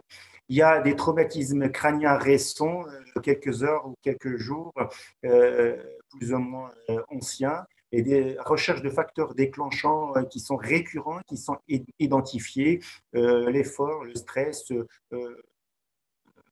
et l'exposition au bruit, la lumière, et puis un contexte familial ou conflictuel, familial ou scolaire, on retrouve parfois avec des situations parfois extrêmes qu'il faut rechercher de maltraitance ou de dépression. Et puis, préciser les traitements en cours et les prises de toxines. Signaler aussi les signes associés qui peuvent nous orienter vers un organe précis et justifier un bilan clinique ou une imagerie, notamment la recherche d'une fièvre, myalgie, obstruction nasale, asthénie, pâleur, nausées, vomissements, douleur abdominale, signes visuels, signes neurologiques, cervicalgie ou carrément torticolis. L'examen physique est une étape très importante qu'il faut procéder à rechercher des constantes et apprécier l'état général de l'enfant, notamment la recherche d'une température, l'état hémodynamique avec une pression artérielle, l'état des téguments et l'état d'hydratation. L'examen neurologique il est essentiel, la recherche de bombement des fontanelles, le périmètre crânien en se référant avec le carnet de vaccination de l'enfant pour avoir une référence de comparaison, une raideur méningée, des signes d'hypertension intracrânienne qui nécessitent un fond d'œil, et examen photomoteur à la recherche d'une anisocorie, et puis l'examen des paires crâniennes et la recherche d'un torticolis. Rechercher aussi les signes de focalisation neurologique qui peuvent être des signes d'alarme et qui justifient parfois des examens complémentaires, et le reste de l'examen, notamment IRL, douleur à la palpation des sinus, rhinoscopie, otoscopie, adénopathie cervicale, et un examen vestibulaire à la recherche de signes vestibulaires nystagmus qui peuvent vraiment orienter vers un vertige paroxystique de l'enfant, et puis le reste de l'examen somatique. Là, il y a des signes très importants qui nous obligent à pousser les investigations à la recherche d'une cause secondaire à ces céphalées, notamment la présence d'un terrain de fièvre, une hypertension intracrânienne, une raideur méningée, des signes neurologiques de localisation et un examen clinique anormal. Après cet examen, il y a une enquête paraclinique qui est justifiée sur la base de signes cliniques alarmants, mais aucun examen complémentaire ne doit être systématique. Mais une glycémie capillaire est utile en cas de signes évocateurs de neuroglycopénie, notamment s'il s'agit d'un enfant diabétique sous insuline. La prescription d'un bilan biologique, notamment une PL et étude du LCR, dosage du monoxyde de carbone ou d'autres toxines, et fonction, comme je viens de dire, de données cliniques recueillies par l'examen clinique et l'interrogatoire. L'imagerie cérébrale, si indiquée, et au mieux une imagerie par résonance magnétique nettement supérieure au scanner. Et dans ce cadre, quand est-ce qu'on est autorisé à demander une imagerie, ou bien quand est-ce que cette imagerie est justifiée? Elle s'impose dans un contexte de céphalée aiguë inhabituelle, notamment une brutalité d'apparition, une augmentation du périmètre crânien ou bombement de la fontanelle sans fièvre, des troubles de conscience, des signes neurologiques focaux, des convulsions sans fièvre, signes d'alerte dans les suites d'un traumatisme crânien, vomissements répétés, troubles de l'équilibre, et puis un œdème papillaire au fond d'œil. Cet examen ou cette imagerie, il est indispensable dans un contexte de céphalée d'installation progressive, notamment des signes d'hypertension intracrânienne typique, dans un syndrome cérébelleux ou bien des anomalies du comportement. Cette imagerie est discutée dans un contexte de céphalée récurrente ou prolongée, premier accès de migraine, notamment avant l'âge de 6 ans, ou bien une crise migraineuse atypique. Douleur sur des anomalies de l'examen neurologique, même transitoire.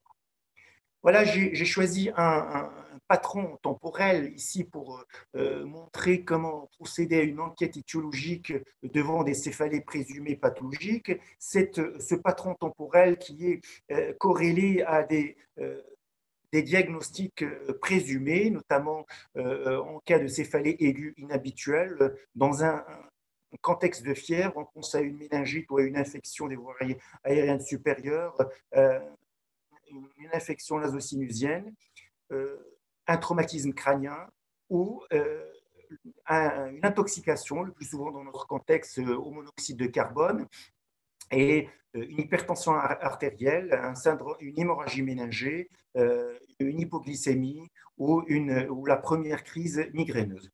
Des céphalées progressives qui peuvent orienter vers des tumeurs cérébrales ou une hypertension intracrânienne idiopathique, mais des céphalées récurrentes dans le chef de file et la migraine de l'enfant. Ou les céphalées de tension qui existent aussi dans les céphalées prolongées associées à des causes ophtalmologiques de réfraction. Les céphalées primaires, je ne vais pas m'attarder sur ce point. Le professeur Hannequin a bien expliqué ces migraines de l'enfant avec aura et sans aura, et c'était un expert en la matière qui a développé cette partie. Donc, je ne vais faire que, voilà, les citer, migraine avec aura, migraine classique, et qui se base sur des critères de l'ICHD, l'International Classification Headache Disorder, et puis migraine sans aura, migraine fréquente. Là, la partie qui me concerne ici, c'est pour redresser un petit peu le diagnostic de cette migraine en se retrouvant devant un enfant qui présente un vertige paroxystique bénin, qui est une crise brève, récurrente, sans avertissement et de résolution spontanée chez des enfants en bonne santé. Les critères diagnostiques de l'ICHD, A au moins 5 crises répondant aux critères B et C. B, c'est des vertiges survenant sans avertissement maximal dès son début et se résolvant spontanément après quelques minutes à quelques heures sans perte de conscience. C, au moins un des 5 symptômes ou signes associés suivants, nystagmus, ataxie, vomissement, peur, pâleur, et des examens neurologiques et fonctions audiométriques et vestibulaires qui sont normaux en dehors des crises, et puis non attribués à une autre pathologie. Un autre élément à montrer, c'est que les sensations vertigineuses, surtout chez l'adolescent, dans l'importance, peut quelquefois masquer la céphalie entraînant une errance diagnostique. Ces vertiges le gênent plus que la céphalie. C'est à ce moment-là qu'on peut redresser notre diagnostic et penser à une migraine devant ce. Là, je vais juste faire une comparaison de migraine de l'enfant et celle de l'adulte. Je pense, juste pour rappel, je ne vais pas empiéter sur ce qui a été dit par le professeur Inquin, des crises qui sont plus courtes, une localisation antérieure et bilatérale de céphalie dans la majorité des cas, et ce qui fait la similitude et la confusion avec certaines pathologies sinusiennes, des troubles digestifs souvent prédominants, une pâleur inaugurale fréquente et la fréquence de crises vertigineuses. Le traitement, je ne vais pas vraiment s'attarder. Voilà, l'ibuprofène, le paracétamol, le triptan à partir de 12 ans et en adaptant la dose au poids de l'enfant. Bien sûr, le traitement de fond, toutes les méthodes qui sont citées par le professeur Inquin, méthodes de relaxation, thérapie cognitivo-comportementale, et d'autres qui peuvent aller jusqu'à prescrire des bêta-bloqueurs ou sibélium, fulnarizine.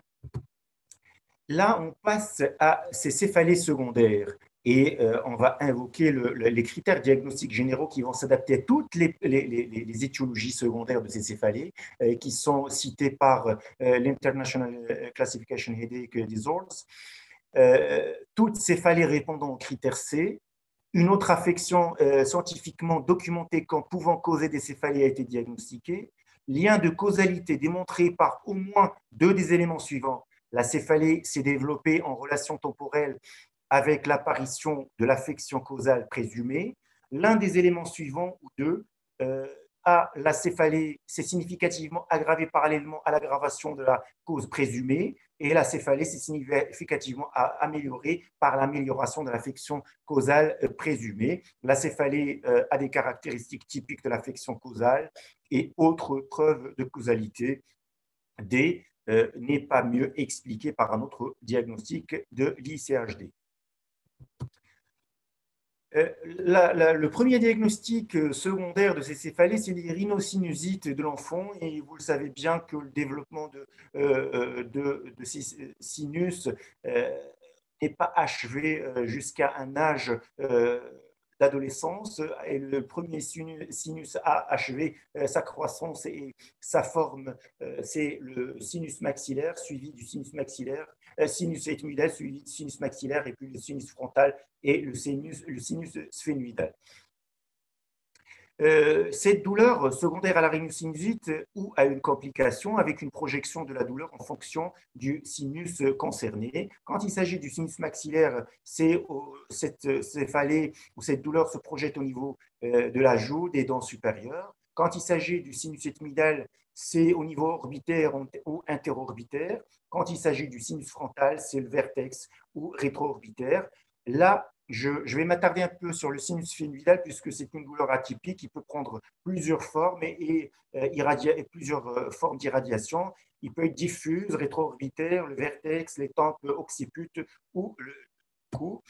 Et là, quelques éléments diagnostiques qui peuvent nous orienter déjà vers cette rhinosinusite ou notamment là, sur le plan clinique, une ethmoïdite, et là, des éléments cliniques, radiologiques et endoscopiques qui peuvent nous orienter vers ces rhinosinusites. Là, la sphénoïdite, pourquoi je lui accorde cette diapo, puisque c'est des sphénoïdites qui peuvent donner des céphalées avec un fibricule vraiment qui passe inaperçu et une douleur atypique mal systématisée et qu'il faut savoir chercher chez un enfant. Là, vous voyez, c'est une sphénoïdite qui est avec voilà, à la sphénoïdotomie, une collection purulente sous forme de mucocèle. Quelques pièges qu'il faut évoquer et qu'il faut rappeler: l'hyperpneumatisation sinusienne ou hypersinus, céphalée récurrente en rapport avec une augmentation de la pression transitoire. Ces céphalées qui piègent de l'air et entraînent une augmentation de la pression, donc des douleurs, soit une résorption de cet air sans qu'il y ait de ventilation possible par les méas et qui peuvent donner une pression négative et donner des céphalées. Donc là, ça peut rappeler une migraine, mais on peut être devant une hyperpneumatisation sinusienne qui est causée par ça. Je parlerai d'incidentalum, c'est-à-dire c'est des parents qui viennent avec leurs enfants qui présentent une céphalée, mais qui ont fait un scanner ailleurs qui montre des polypes au niveau du bas-fond du sinus, surtout maxillaire, des malformations, des concavulosas, et qui essayent coûte que coûte de rattacher la céphalée de leurs enfants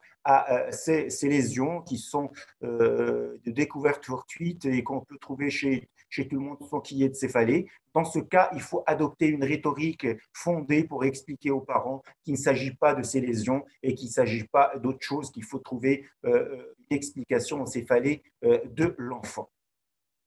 Ces céphalées qui sont dues aux rhinosinusites peuvent être causées aussi par des complications, notamment une cellulite quand il s'agit d'une sinusite ethmoïdale, d'osteomyélite quand il s'agit d'une sinusite frontale, ou d'abcès ou thrombophlébite quand il s'agit de sinusite sphénoïdale. Et vous savez le moyen de transmission et de facteurs favorisants de cette propagation. Je ne vais pas m'attarder dessus. Les céphalées secondaires, là, c'est l'application des critères diagnostiques pour les sinusites aiguës, et puis pour les sinusites chroniques, je ne vais pas les rappeler. Je passe à quelques similitudes où la migraine et la céphalie de tension peuvent être confondues avec une céphalie attribuée à une sinusite en raison de la similitude de localisation de la céphalie, mais l'examen clinique, vu la présence ou l'absence de l'écoulement nasal purulent et autres caractéristiques diagnostiques, cliniques, endoscopiques ou radiologiques de la rhinosinusite aiguë, aide à différencier ces états. Le traitement, je ne vais pas m'attarder. Vous connaissez tous le traitement des rhinosinusites, antibiothérapie, anti-inflammatoire stéroïdien, antiseptique, décongestionnant, traitement chirurgical quand c'est nécessaire pour ouvrir et drainer. Et puis, le traitement symptomatique de la douleur, on revient sur les antalgiques, ibuprofène, paracétamol, acide acétylsalicylique et parfois ceux qui utilisent de la codéine. Un autre diagnostic qui peut causer des céphalées, surtout au stade de complications, le cholestéatome de l'enfant, congénital ou acquis, c'est une otite moyenne chronique dangereuse et grave, plus agressive que chez l'adulte. Chaque fois qu'il y a une douleur, c'est synonyme de complications qui nécessitent une prise en charge urgente. Donc, céphalée aiguë en rapport avec des complications endocrâniennes graves, soit un abcès, une thrombophlébite du sinus latéral, un syndrome d'hypertension intracrânienne. Et là, je me permets de vous rappeler l'histoire d'un jeune adolescent de 13 ans qui, à chaque fois, sort de son cours pour aller à l'infirmerie de son collège pour signaler des céphalées. des céphalées, et puis puisqu'il avait un contexte conflictuel avec l'un de ses profs, on l'a toujours accusé de simulation jusqu'à ce qu'un vertige apparaît, et à ce moment-là, on l'a reçu au service d'ORL où l'interrogatoire et l'examen clinique a objectivé une otite moyenne chronique cholestéatomateuse.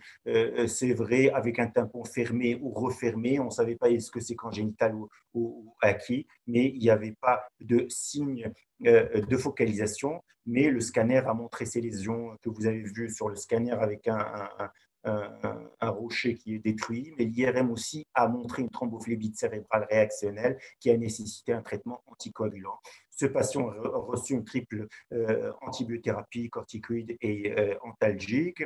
Une tympanoplastie en technique fermée a été faite, et puis le patient est sorti après avoir atteint l'objectif de l'INR.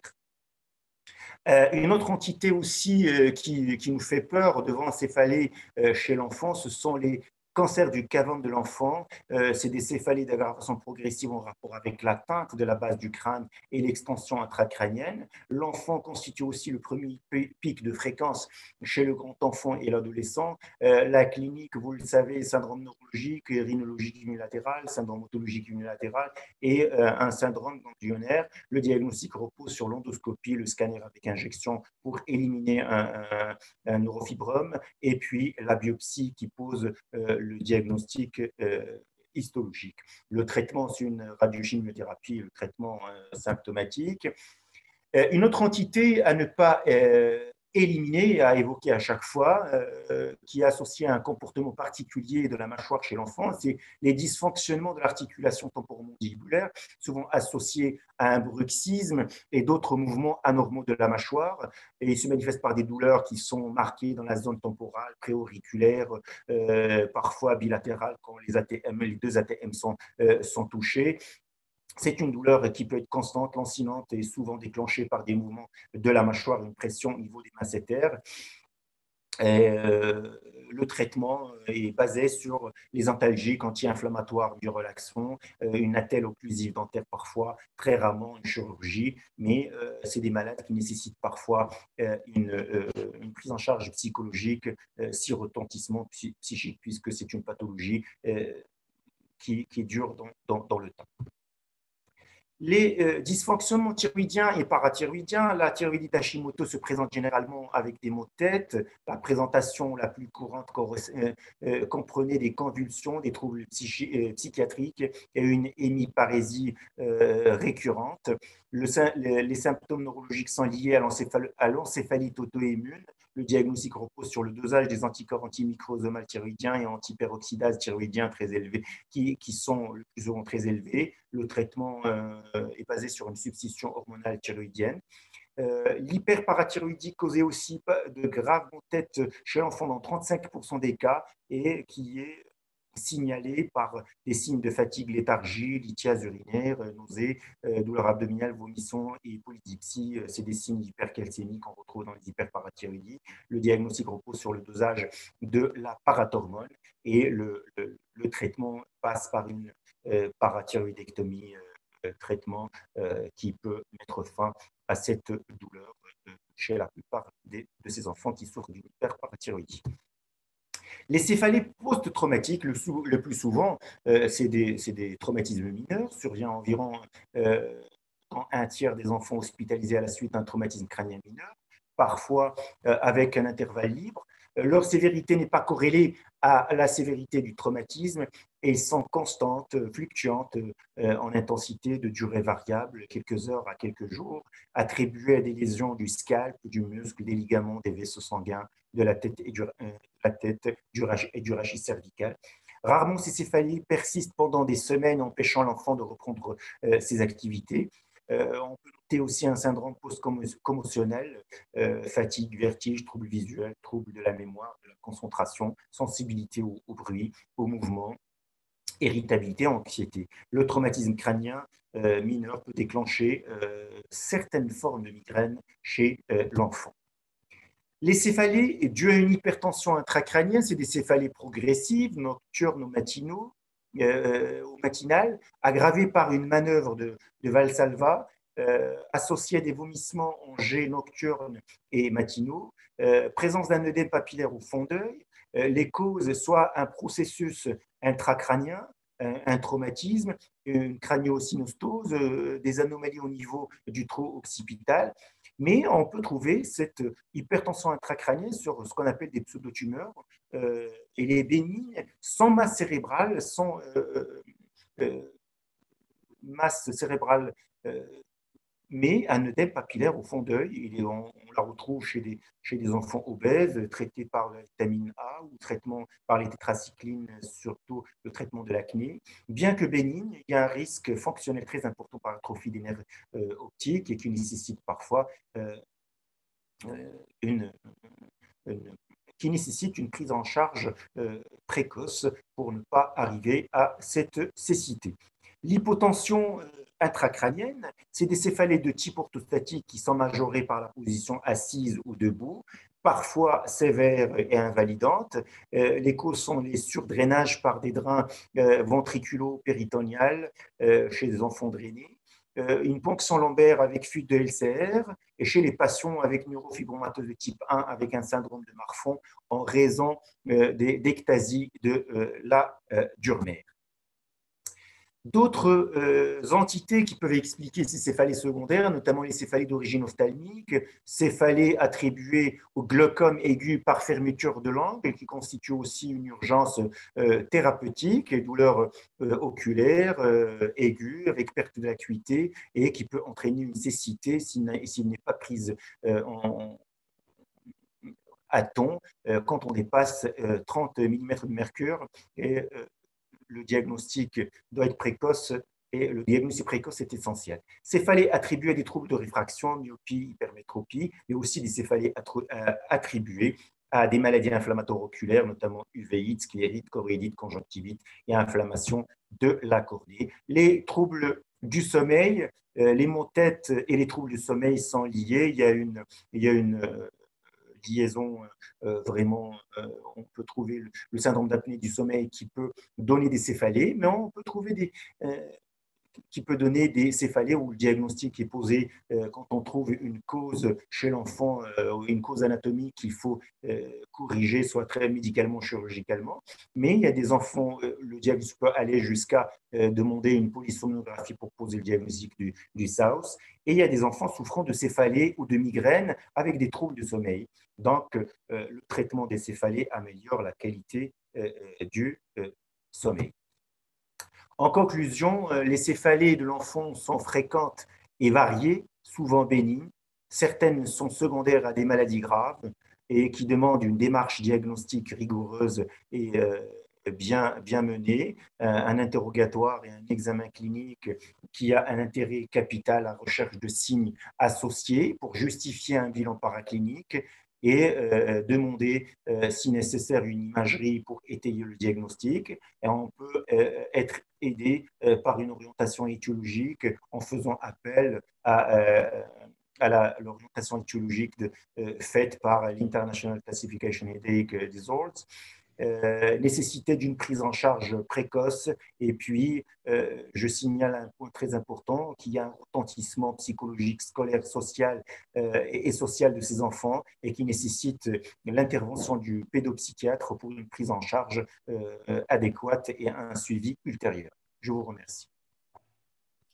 Merci beaucoup, professeur Amar, pour votre exposé.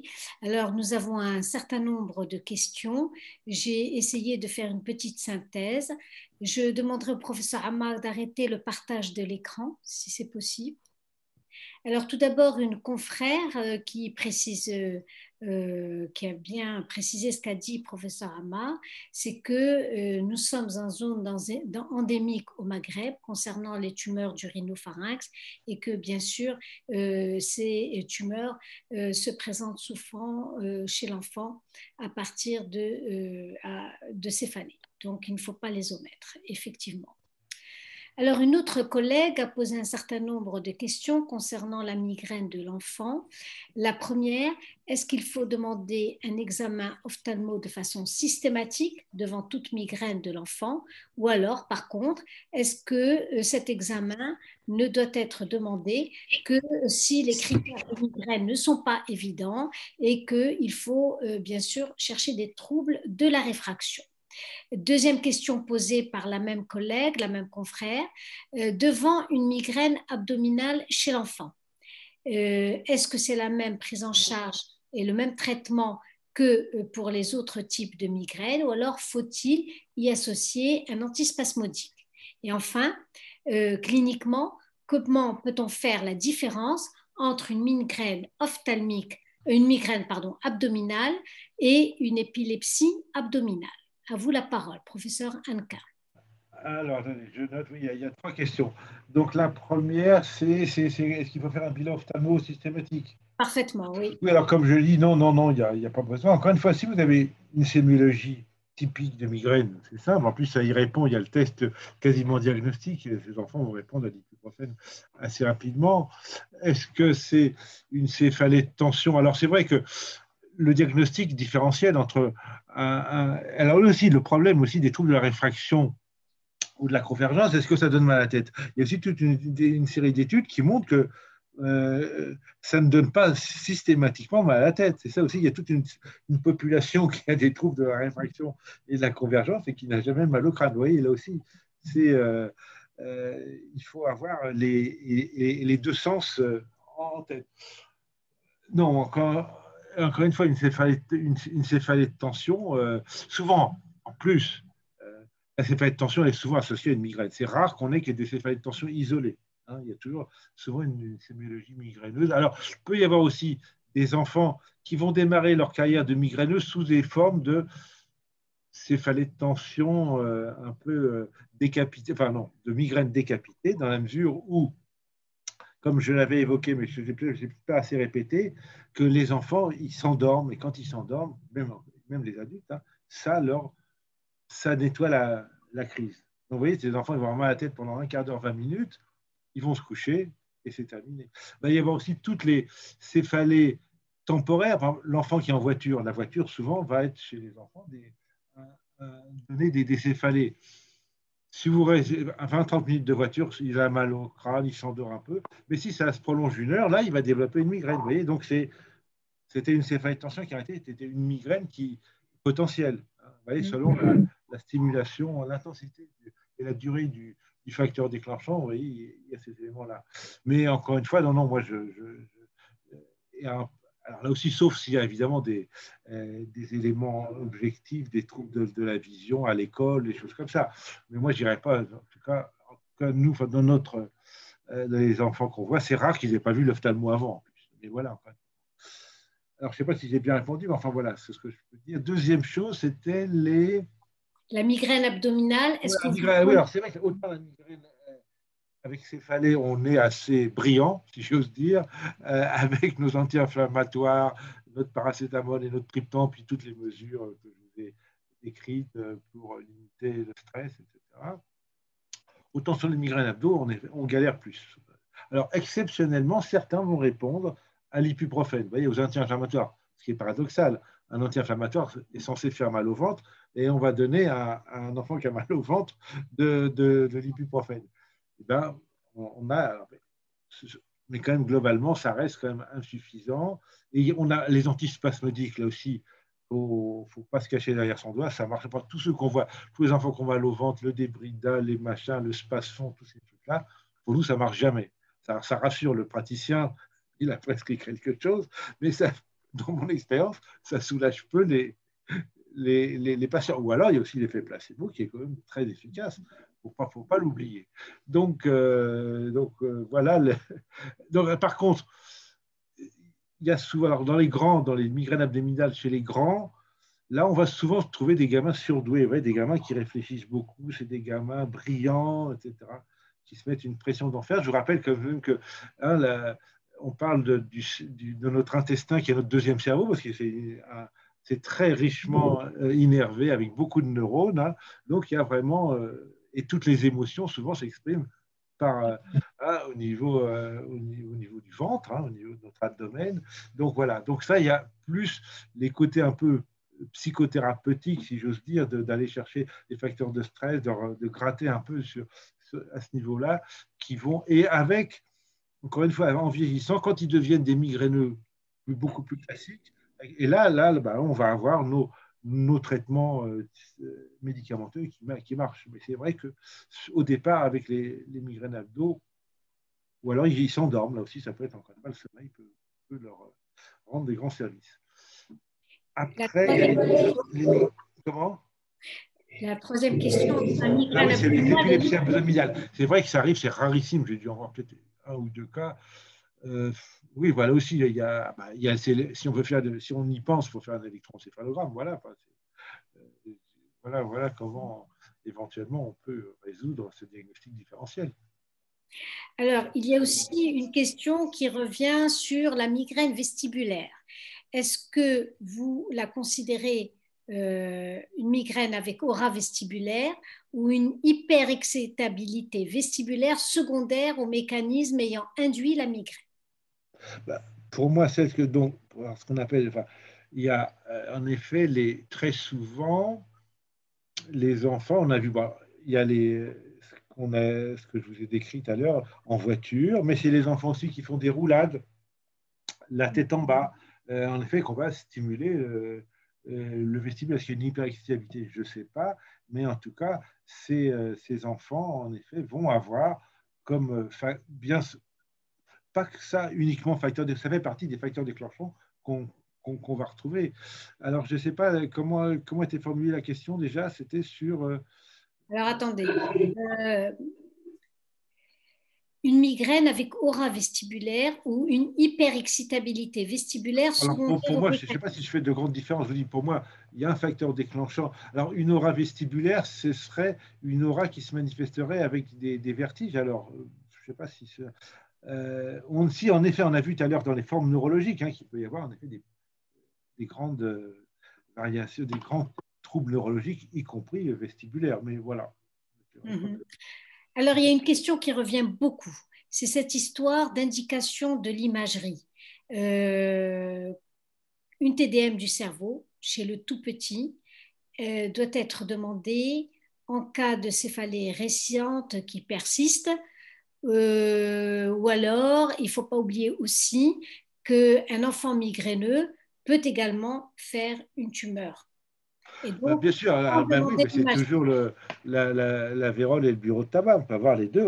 Vu la prévalence de la migraine 10%, mais quand même, il y a la clinique. Et puis, tout simplement, les migraines répondent très bien à l'ibuprofène. Alors qu'une autre pathologie plus lourde, vous n'aurez pas un soulagement en 20 minutes, comme c'est le cas. Vous voyez aussi cet élément-là. Oui, et puis je pense que même chez l'enfant, je crois qu'une tumeur, eh bien, elle va s'exprimer peut-être au tout début, par un semblant migraineux, mais que très vite après, il va y avoir des signes neurologiques associés. Oui, voilà, c'est ça. Et puis en plus, c'est pas l'orage de la migraine, encore une fois, avec tout ce qu'on a des fois la forme aiguë de la migraine. Et donc voilà, attendez, j'ai perdu le fil, là, je voulais vous dire quelque chose, ça m'a échappé. Mais attends, oui, donc encore une fois, il y a le test quasiment diagnostique et thérapeutique. Et puis aussi, pour un jeune enfant, si vous avez une famille de migraineux, vous allez retrouver des migraineux, c'est là aussi, c'est un autre élément rassurant qui va